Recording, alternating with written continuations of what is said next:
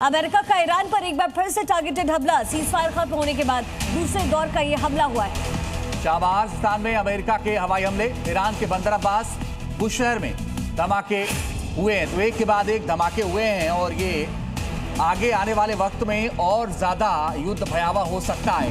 कल ट्रंप ने जो ऐलान किया उसके बाद से पूरी दुनिया में ये चिंता बढ़ गई है कि क्या एक बार फिर से युद्ध बहुत तेजी के साथ भड़कने जा रहा है, क्योंकि उन्होंने कह दिया कि सीजफायर खत्म हो गया है, जो डील थी वो खत्म हो गई है, अब कोई डील ईरान के साथ नहीं है।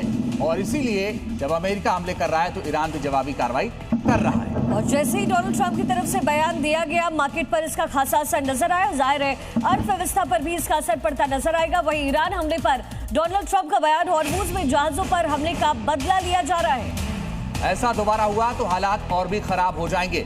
ईरान के पास कभी परमाणु हथियार नहीं होंगे, ये साफ साफ ट्रंप दोहरा रहे हैं। कल भी उन्होंने कहा था कि ईरान को परमाणु मुक्त देश बनाने जा रहे हैं और वे भी धमका रहे हैं कि हमला और तेज होगा।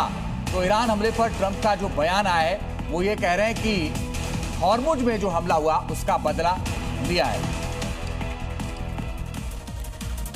तो अमेरिका और ईरान के बीच में हुआ 60 दिनों का जो ऐतिहासिक सीज फायर समझौता था वो महज 20 दिनों में तार-तार हो गया। हॉर्मुज की खाड़ी से उठा बारूदी तूफान अब एक महायुद्ध में बदल चुका है, जिसका असर अब पूरी दुनिया पर दिखने लगा है। ऐसे में सवाल ये कि खाड़ी में बड़े इस तनाव को कम किया जा सकता है या नहीं, इस पर एक रिपोर्ट आपको देखनी चाहिए।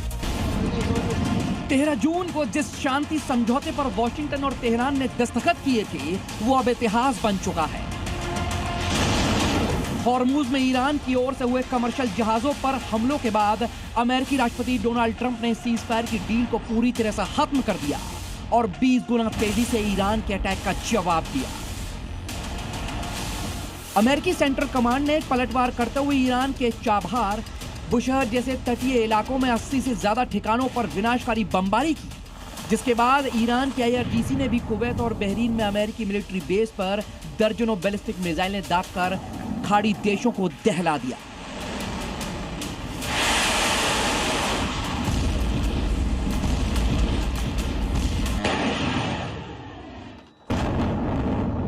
वहीं अमेरिका के इन हमलों के बाद ईरान अपना परमाणु कार्यक्रम अब तेज कर सकता है, जो मिडिल ईस्ट में परमाणु युद्ध के पहले चैप्टर की शुरुआत कर सकती है।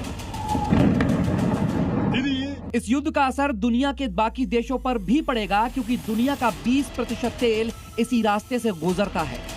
अगर ये सप्लाई चेन टूटी तो कच्चा तेल $150 प्रति बैरल के पार चला जाएगा, जिसका दुष्प्रभाव भारत समेत कई देशों पर पड़ेगा। तो वहीं आने वाले समय में इजराइल और सऊदी अरब खुलकर अमेरिका के साथ आ सकते हैं, जबकि रूस और चीन पर्दे के पीछे से ईरान की मदद कर सकते हैं। ऐसे में ये ब्लॉकबाजी क्या दुनिया को तीसरे विश्व युद्ध की तरफ ढकेल सकती है? ब्यूरो रिपोर्ट, जी मीडिया। तो एक बार फिर से क्यों जंग छिड़ गई, इसी पर बात करने के लिए मेरे साथ स्टूडियो मौजूद हैं कर्नल अनुराग शुक्ला, रिटायर्ड रक्षा विशेषज्ञ, major general Ashwini Srivastava sir जुड़ रहे हैं मेरे साथ, रक्षा विशेषज्ञ गोविंद संजीव साहब जुड़ रहे हैं, विदेश मामलों की जानकार है डॉक्टर धीरज कौल जुड़ रहे हैं, विदेश मामलों की जानकार सैयद आसिफ रिजवी इस्लामिक स्कॉलर जुड़ रहे हैं, नेहा पद मेरे साथ USA से जुड़ रहे हैं। आप सभी का बहुत स्वागत है। पहला सवाल धीरज कौल साहब आपसे, क्यों ये डील खत्म हो गई और एक बार फिर से युद्ध की स्थिति बन गई है? कारण क्या लगता है आपको? क्या आपको मेरी आवाज आ रही है? जी बोले। हाँ जी, देखिए अभी जो ईरान का लेटेस्ट जो स्टैंड था कि उन्होंने जो हरमुज में अपना ट्रैक, जो मिडल एरिया था जहाँ से ज्यादातर जहाज पास होते हैं, वहाँ पे बहुत माइंस हैं, उनको खुद ही नहीं पता कहाँ है, और यूएस भी उस एरिया को टोटली सिक्योर नहीं कर पाया। और जो हरमुज का लेफ्ट साइड का एरिया है जो ईरान के पास से गुजरता है, उसको ईरान चाह रहा था कि हर जहाज जो गुजरे वो वहीं से गुजरे, लेकिन इसके ऑपोजिट में जो कतर का एरिया है, उसका जो एरिया था वहां से कुछ जहाजों ने गुजरने की कोशिश कल की। उसके बाद ईरान ने वार्निंग दी कि हमारे एरिया से निकलिए, वो गुजरे वहां से। उसके बावजूद भी कुछ एक जहाज कतर के एरिया से, जो कतर के वाटर्स में आता है, वहां से गुजरे। और जो ये बार बार दुहाई दे रहे हैं कि 5th clause of memorandum of understanding, उसमें कहीं नहीं लिखा है कि सिर्फ कतर के एरिया से आप नहीं गुजर सकते। उसमें क्लियरली लिखा है कि ईरान विल मेक श्योर कि सेफली उनका पैसेज हो, पर स्पेसिफिकली कहां से हो, कतार अपने एरिया से क्यों नहीं करवा सकता, इसके ऊपर पेज उड़ा। और जो 3 जहाजों पे उन्होंने अटैक किया, जिसमें सऊदी का भी था, कतार का भी था, और माइंड यू कतार एक मीडिएटर है इसके अंदर, और ईरान के according to sources relationship Pakistan के मुकाबले बहुत कहीं बेटर है कतार से। उसके बावजूद भी अटैक हुआ, और ये दिखा रहा है कि जो शॉट्स कॉल कर रहा है वहां पे, वो वहां की सरकार नहीं, IRGC है। और वॉर के दौरान ही IRGC की स्ट्रेंथ वहां बहुत बड़ी है। कट्टरपंथी चलिए धीरज कोल साहब बने रहेगा, हम लौटेंगे आपके पास। अनुराग जी, मैं बड़ा सीधा और सरल शब्दों में समझना चाहता हूं, क्या युद्ध आगे बढ़ जाएगा या कोई संभावना आपको दिख रही कि फिर से थम जाएगा? नहीं, मेरे को ऐसा लगता है कि ये ज़्यादा आगे तो नहीं बढ़ेगा, लेकिन डेफिनेटली एक वॉलेटाइल सिचुएशन बनी हुई है। अगर आप कमर्शियली देखें और अगर आप मिलिट्री वाइज देखें तो बहुत तरह से।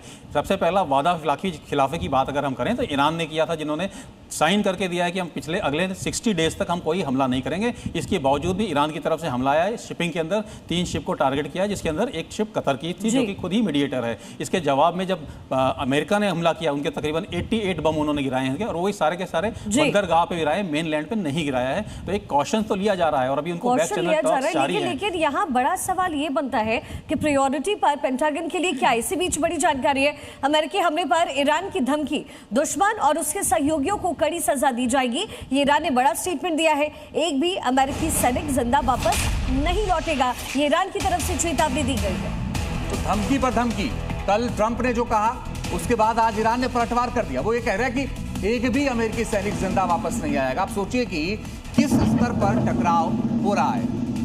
नेहा पंत हमारे साथ इस समय जुड़ी हुई है। नेहा, पेंटागन की तैयारी क्या नजर आती है?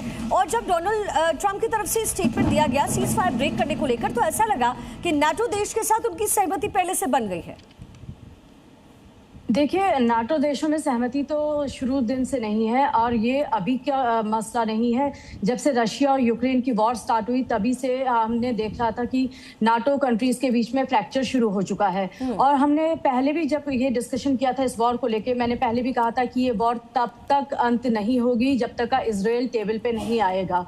और इजराइल टेबल पे नहीं आया, और लेबनान पे जो इजराइल का हमला है, क्योंकि जो ये सो कॉल्ड MOU साइन हुआ है, इस MOU में पहली कंडीशन ये थी कि लेबनान इज ऑफ द इस पे हाथ इजराइल नहीं रखेगा, उस पे किसी तरीके का हमला नहीं कर जाएगा। तो ये आप ये माने कि पॉइजन पिल इजराइल ने पहले ही डाल दी थी, और इसकी वजह से आप ये मान के चलिए कि जब तक का इजराइल पे दबाव नहीं बनेगा, जब तक का इजराइल टेबल पे नहीं आएगा, ये वॉर एंड नहीं होगी। और दूसरी बात, अभी ये वॉर इसलिए धीमी है क्योंकि अमेरिका में नवंबर में मिड टर्म्स हैं, और देखा जा रहा है कि एक बहुत बड़ा अमेरिकी तबका, चाहे वो डेमोक्रेट हो या रिपब्लिकन हो, इस वॉर के बेहद खिलाफ है, और एंटी इजराइल जो सेंटिमेंट्स है यूएस में बढ़ गए हैं। और तो आपने एक बड़ी बात कह दी कि जब तक इजराइल का मामला नहीं सॉर्ट आउट होगा तब तक ये रुकने वाला नहीं है। जनरल सिवाज, मैं आपके पास आऊं सर, उसके पहले एक बड़ी खबर आ रही, वो भी दर्शकों को बता देते हैं। ईरान युद्ध के बीच ट्रंप का एक और बयान आ गया है। ईरान की किल लिस्ट में नंबर 1 पर हूं, ये ट्रंप खुद को बता रहे हैं, कह रहे हैं ईरान की हिट लिस्ट में नंबर 1 पर हूं मैं, और एक के बाद एक पलटवार लगातार आ रहा है। तो ईरान युद्ध के बीच में डोनाल्ड ट्रंप ने ये बड़ा स्टेटमेंट दिया है। सिवाज सर, सैन्य ताकत कितनी ज्यादा बढ़ती हुई नजर आएगी, इसका जवाब मैं लूंगी, और क्या B2 बॉम्बर्स का इस्तेमाल करेंगे? सिवाज सर, ये अभी डोनाल्ड ट्रंप का ये पूरा स्टेटमेंट आया, किल लिस्ट में नंबर 1 पर मैं हूं, क्या मायने इसके? और अमेरिका जब सीज फायर तोड़ने का ऐलान कर देता है तो सैन्य क्षमता उसकी कितनी मजबूत है? कैसे जो अपनी पोजिशंस को अमेरिका वहां स्ट्रॉन्ग कर पाएगा? देखो, एक चीज माननी पड़े शिखा, ये जो अभी मेमोरेंडम ऑफ अंडरस्टैंडिंग साइन हुआ है, तो इसको तोड़ अमेरिका ने नहीं है। ये अभी जो इस प्रकार से ईरान ने कमर्शियल शिप पे हमला किया है, और वो कमर्शियल जो शिप थे वो ओमान की कोस्ट लाइन के नजदीक से जा रहे थे, तो ये सच्चाई है। अगर आप MOU देखें, 60 दिन तक फ्री मूवमेंट हो गया, उस पर कोई तोड़ नहीं लग गया। इसका मतलब जो सिंपैथी ईरान ने पाई थी पूरे वर्ल्ड से, वो घुमा दी है। और जिस प्रकार से अभी पलटवार किया अमेरिका ने, तो मुझे लगता है बिल्कुल ठीक किया, क्योंकि आप अलाउ नहीं कर सकते कि ईरान उन शिपों के ऊपर हमला करे जो कि एक प्रकार से जा रही हैं स्टेट ऑफ हॉर्मूज से, क्योंकि 60 दिन के लिए बिल्कुल फ्री मूवमेंट थी। अब बात आती है, क्या ये लड़ाई दोबारा स्टार्ट हो सकती है? बिल्कुल नहीं होगी। ये देखो अभी वॉलेटाइल सिचुएशन जैसे हो सकती है, एक दूसरे से फायर होगा।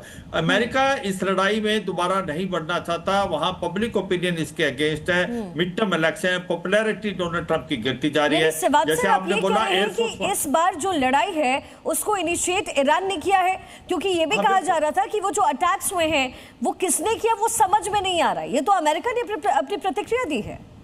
देखो बहुत एक सिंपल बात है, ईरान को लगता है कि ये जो एसिमेट्रिक वारफेयर उसने लड़ा है कि दो चीजें उसको मिल गई है। एक तो स्टेट ऑफ हॉर्मुज को बंद कर सकते हैं, वो पूरे वर्ल्ड की इकोनॉमी को डगमगा सकते हैं, और दूसरा जो खाड़ी के देश हैं वहां पर जो भी मिलिट्री बेसिस हैं उन पे हमला करके इनके एनर्जी सेक्टर के ऊपर काफी नुकसान डाल सकते हैं। तो ये जो अब हुआ है ये अनफॉर्चुनेटली ईरान ने किया है, ना कि अमेरिका ने। और अमेरिका लड़ाई नहीं करेगा। देखो लड़ाई करना नहीं चाहता, लेकिन सीज़फायर तोड़ना जरूरी हो गया। कहीं ना कहीं नाटो देश की एक साथ एकजुटता भी इसकी खास वजह हो सकती है कि अमेरिका ये स्टेप ले पाए। मैं वापस लौटूंगी। इसी बीच फ्रांस के राष्ट्रपति इमानुएल मैक्रों ने बड़ा स्टेटमेंट दिया है। हॉर्मुज में हमला कर ईरान ने गलती की है, मैक्रों ने कहा है। और साथ ही कह रहे हैं समझौते का उल्लंघन किया है, अमेरिका को जवाबी कार्रवाई करनी पड़ी। तो ये अपने आप में बड़ी बात है। मैक्रो ये कह रहे हैं कि ईरान ने गलती की है हॉर्मुज में, और क्या ईरान एक बार फिर से फंस गया, जैसा कि जनरल श्रीवास्तव कह रहे थे। मैं रविंदर सचदेवा साहब आपके पास आऊं, लेकिन एक चीज ये कि क्या इजराइल की वजह से अमेरिका फंस गया या वाकई ईरान ने गलती कर दिया?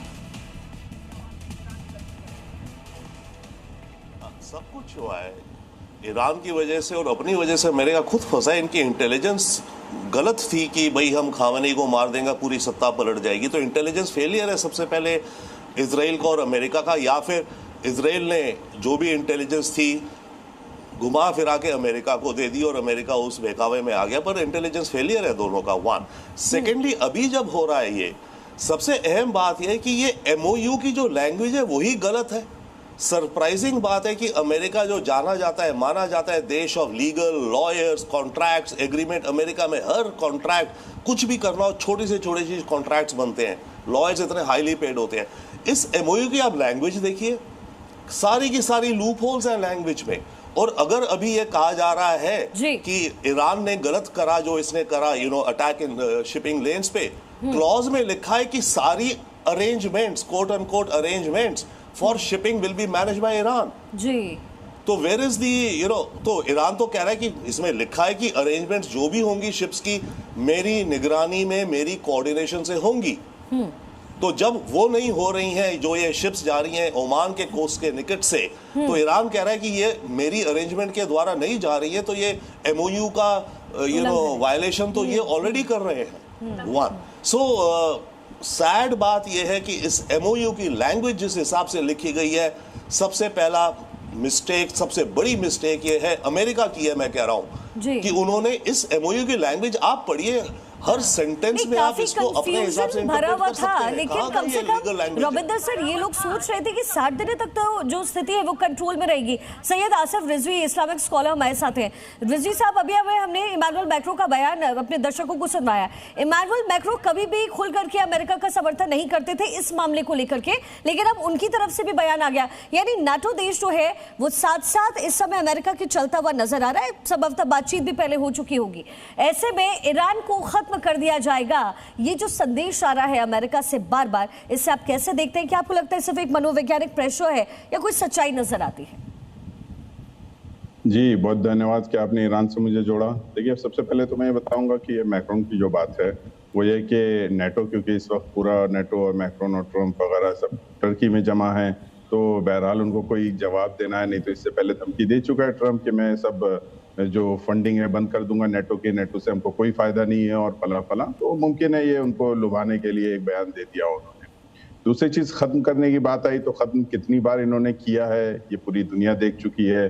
खत्म कई बार ईरान हो चुका है लेकिन फिर डेवलप हो जाता है। न्यूक्लियर पावर कितनी बार उनके खत्म हो गए फिर डेवलप हो जाते हैं। साहब, हालांकि कुल मिलाकर के सिर्फ संभावनाएं ये बनती नजर आ रही है कि अर्थव्यवस्था पर जाहिर है इस युद्ध का असर पड़ेगा, और जो जिस तरीके से स्ट्रेट ऑफ हॉर्मुज को टारगेट किया जा रहा है, कहीं ना कहीं तेल आपूर्ति को लेकर के भी चिंताएं बढ़ गई। बहुत बहुत शुक्रिया आप सभी का हमारे साथ पैनल का हिस्सा बनने के लिए।